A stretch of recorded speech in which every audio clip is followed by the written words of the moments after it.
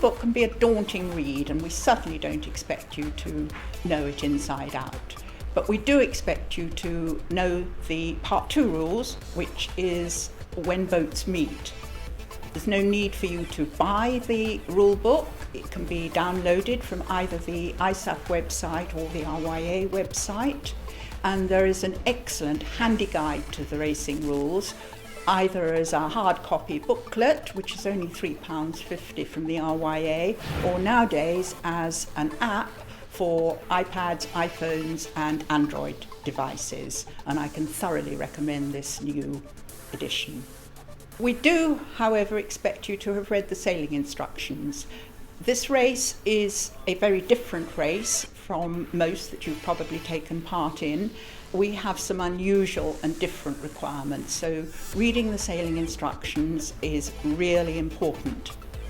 The most important rule in the rule book is, of course, the need to avoid contact with another boat, and the realization that this applies to the right-of-way boat as well as to the give-way boat.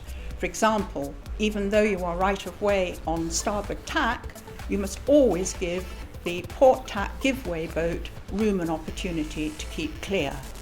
And this, of course, can vary considerably in the weather conditions and the sea state. We do also, of course, expect you to understand that there's a huge diversity of sizes and boat designs racing with you, and that you need to be careful to give each separate boat the room it needs to maneuver. Some boats, for instance, a gaffer, takes more space to maneuver, and this is something that you need to bear in mind. Fundamental, of course, to keep good lookout from your boat at all times, and probably the best way for this is to have one person on the boat nominated for this job. We use a scoring penalty in the race, in line with many other big boat racing. If a boat believes that she has infringed a rule, she can fly a yellow flag and radio her intention of accepting a 2% penalty. You also have the ability to take a 5% penalty if, when you come ashore, you feel that, having read the rule book, you feel that you did infringe and you'd rather take the penalty. We also give a 5% penalty for boats which decide that they do not wish to return when they're OCS. Sometimes it can be the safer option. In fact, we encourage boats not to return if they're hemmed in by other boats, but to take their 5%.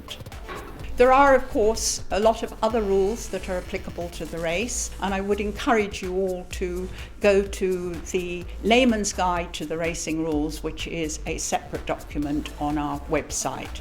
It's not a substitute for the racing rules, but it will help you understand them better. In conclusion, I'd just like to say, enjoy your race. Please sail safely and responsibly and obey the racing rules of sailing, and we'll all have a good day.